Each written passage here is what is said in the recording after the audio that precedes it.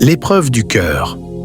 Dans un quartier modeste de la ville vivait un homme riche, connu pour sa discrétion et son isolement. Malgré sa fortune éclatante, il ne se mêlait jamais aux habitants. Beaucoup le voyaient passer à bord de sa voiture luxueuse, sans un mot, sans un regard. Certains le disaient hautain, d'autres juste prudent.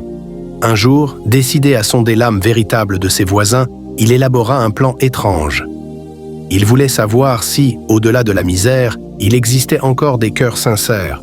Il gara sa voiture en plein milieu de la rue principale du quartier, descendit lentement, puis s'allongea à même le goudron.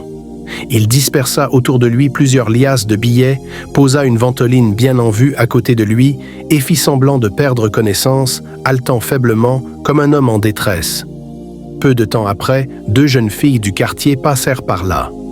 Intriguées, elles s'approchèrent. « Monsieur, vous allez bien ?» lança la première, inquiète. Elle s'agenouilla à côté de lui, cherchant des signes de vie. Pendant ce temps, la seconde fille fixait les liasses de billets avec des yeux brillants. Elle s'approcha discrètement, récupéra la ventoline sans un mot et la glissa dans son sac avant de commencer à ramasser les billets, un à un. « Mais qu'est-ce que tu fais ?» s'exclama la première. « Il faut l'aider, il cherche son médicament. » « Aider qui? Ce riche égoïste? Depuis qu'il est ici, il a donné quoi à ce quartier? Aujourd'hui, c'est mon jour de chance, et tu veux que je le laisse passer? Tu préfères de l'argent à la vie d'un homme? Tu es sérieuse? S'indigna son amie. Garde ta morale, siffla-t-elle. Toi, reste là à jouer à l'infirmière. Moi, je change ma vie aujourd'hui. La première fille, ignorée, fouilla le sac du monsieur, ouvrit la voiture, chercha désespérément dans la boîte à gants, sur les sièges, partout. Mais rien. Toujours pas de ventoline. Elle était juste là, je l'ai vue. Où est-elle? S'écria-t-elle. Demande à ta copine la sainte, ricana l'autre. Moi, je m'en vais. Tu ne peux pas partir comme ça. Il a besoin d'aide. Touche-moi encore et je t'écrase. D'ailleurs, quand tu seras en prison pour l'avoir tué par négligence, ne compte pas sur moi pour t'apporter du pain. Elle bouscula violemment son ami, jeta un dernier regard méprisant et s'éloigna, l'argent plein les poches. « Reviens, mon ami, reviens !» cria la jeune fille restée sur place, en larmes. Elle se tourna de nouveau vers l'homme. « Monsieur, s'il vous plaît, comment je peux vous aider ?» C'est alors que l'homme ouvrit lentement les yeux et se redressa. « Vous allez bien ?» demanda-t-elle, surprise et soulagée à la fois. « Ça ira, » répondit-il calmement. Puis il leva la voix. « Reviens ici, toi, avec mon argent. » La voleuse s'arrêta, se retourna, hésita, puis revint lentement, les bras chargés de billets. « Je dois vraiment rendre tout ça ?» marmonna-t-elle. La première fille tenta de lui reprendre l'argent, mais n'y parvint pas. L'homme, désormais debout, s'interposa. « Donne-moi ce que tu as pris.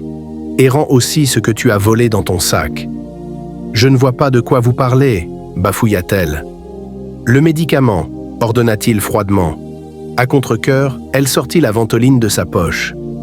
La première fille la regarda, stupéfaite. « C'est toi qui l'avais depuis tout ce temps?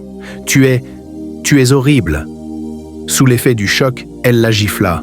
« Excusez-moi, monsieur, je ne savais pas. »« Tais-toi, » gronda l'homme. « Tu n'as ni cœur, ni honte. » Puis il se tourna vers l'autre jeune fille, celle qui n'avait pas cédé. « Toi, tu m'as prouvé qu'il reste encore des gens bien. Regarde cette voiture, regarde cet argent. » Elle leva les yeux, hésitante. « Tout cela, c'est pour toi. »« Pardon ?» balbutia-t-elle abasourdie. « Oui, tu le mérites, pour ta gentillesse, ton courage, ta sincérité. Ce monde a besoin de plus de gens comme toi. Passe à la maison ce soir, je te confierai les papiers de la voiture. » Les larmes aux yeux, elle accepta. « Merci, merci infiniment, monsieur. Je n'en reviens pas. » Il lui tendit son sac et sourit. « Va, et reste toujours comme tu es. » Alors qu'il remontait dans sa voiture, elle lui tendit l'une de ses chaussures qu'elle avait retirée en courant. « Monsieur, votre chaussure. » Il la rechaussa, lui adressa un dernier regard complice, puis démarra. La jeune fille resta seule un moment, debout au milieu de la rue, des billets encore dans les mains, le regard perdu dans le ciel. « Merci, » murmura-t-elle. « Merci, mon Dieu. »